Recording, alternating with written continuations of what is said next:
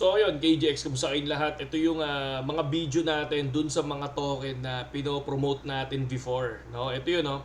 Ito yung 2 tokens na matagal ko nang sinasabi. Yan. Ano to? Tong RON token and BGB. No? 11 pesos at ang BGB nun, no? 11 pesos din. And then itong dalawang to nag-rally.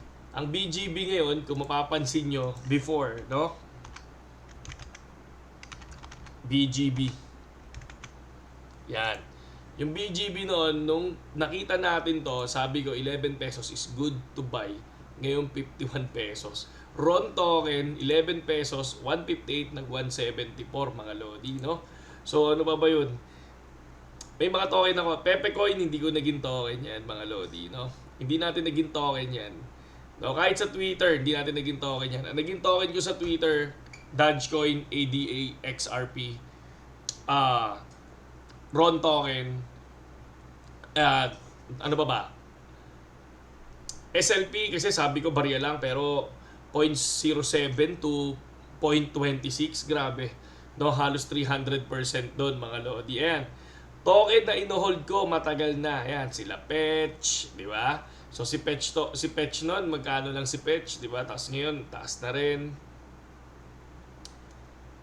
Bagong token to, yung bagong token natin. XRP, jackpot, no? Isa yan, di ba? So, ayan yung mga token na binigay natin before. Ayan, no? Bumili ka ba ng XRP? XRP talaga, alam nyo naman ako, pan ako ng XRP, mga lodi. No? Ano ba? Pakita ko lang para at least makikita nyo. And then, panoorin nyo, ha? Yung lahat ng sinasabi ko dyan, panoorin nyo para at least alam nyo kung ano yung token ko na hino-hold. Pero ngayon ayan, Cardano, ADA, no, next coin. Cardano 11 pesos, 13.14 the last time. Ngayon 41 pesos. So, grabe. Di ba? So, ano ba? Ayan, papahuli ka ba? Ayan yung mga ibang token natin, no? Dagdag coins day 5. Sabi ko, dagdag coins day 5. Ibig sabihin, ilan yung coin ko na that time? No? Pakita natin yung coin natin nga that time. Day 5, So no? yun, okay, KGX, day 5 mga idol. Day 5. Tapa ko na. So, check natin. Okay, day 5, no? Ang Ayan. pagbili na Total balance, 200, ito, 875. Ang USDT natin yan, 70 pa lang noon. Pero umabot tayo ng ano yan, 300 USDT. Day 5. Magkano lang yan before, mga lodi? No? So, check natin yung iba. 'Di ba? Ayun yung time na nag-iipon na tayo eh. 'Di ba? Bago lumipad, 'di ba? Solid na solid mga idol, no? Panoorin niyo yan. Check niyo yung ano natin, no? Check niyo tong mga pinost ko before. No, sana nakatulong sa inyo. Ito, ano ang mga meme coin? Wala ako niyan. Tulad ng sinabi ko, hindi ako nag-hold ng mga mababang market cap. No, talagang ang ino-hold ko talaga marataas na market cap kasi ayun yung tingin kong lilipad mga lodi, no, someday. Kunyari yung mga top 10, ADA, XRP, Dogecoin, di ba? So Dogecoin nung nakaraan 3.46, ngayon ilan na? 7 pesos. Mag-8 pesos na nga yan mga lodi, alam niyo naman yan. Nasaan ang Dogecoin? No? 7.97. ADA 13.14 before. 11 pesos, RON token 11 pesos, SLP. So kaya lang, ang meron na lang ako dito ngayon is XRP. Mamaya mapakita ko sa inyo yung XRP natin. So ayan, then balik tayo ngayon dito sa TA natin. So yung TA natin kahapon, ito, no? Possible na lumipad once na binigay natin dito sa area na to, dito sa resistance natin. So lumipad ba siya kagabi, mga lodi, no? Pakita natin, yes, lumipad siya kagabi. Sa 1 hour time frame mga lods, no? Sabi natin dito, nung in-explain natin to kahapon, no, kagabi, no, possible, pwede kang mag-take profit ng 62,800.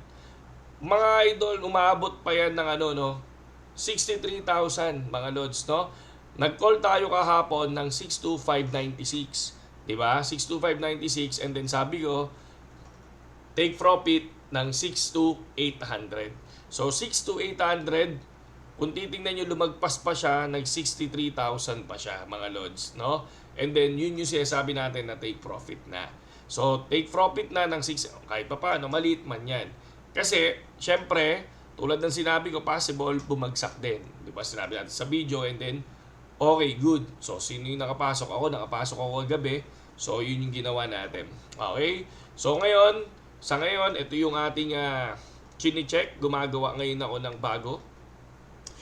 Yung sinabi ko sa inyo na possible sa 4 hours time frame naman, possible siyang maging ganito kahaba ulit. 'Di ba? Possible 'yan, pwedeng maging ganyan 'yan. So ngayon, titingnan natin kung ano yung pwedeng mangyari kasi pagdating ng weekend, eto weekend ngayon sa ano ba ngayon? 4, 3, 2, 3. No, 3. Isang araw pa kung titingnan natin sa 1 hour time frame, pwede yan pumasok dito sa area na to kasi titingnan natin baka ang mangyari niyan is hindi siya gumalaw. So pero dito lang tayo sa March 4. So tingnan natin, baka malay natin umarangkada dito yan ulit, no? Sa 1 hour tayo, 1 hour time frame.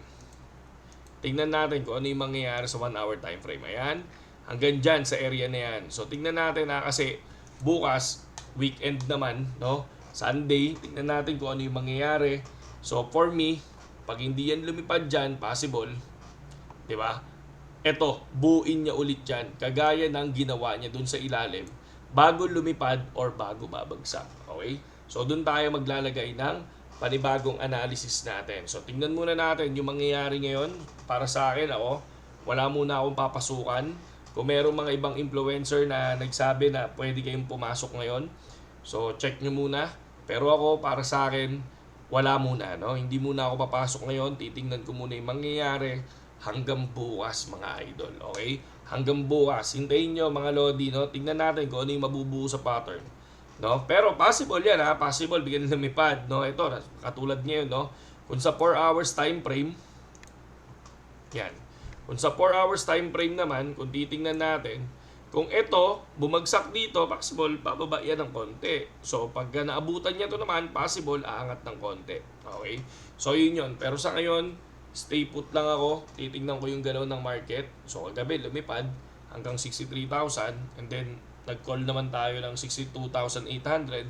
So, I think, good call naman yon para sa atin. Okay?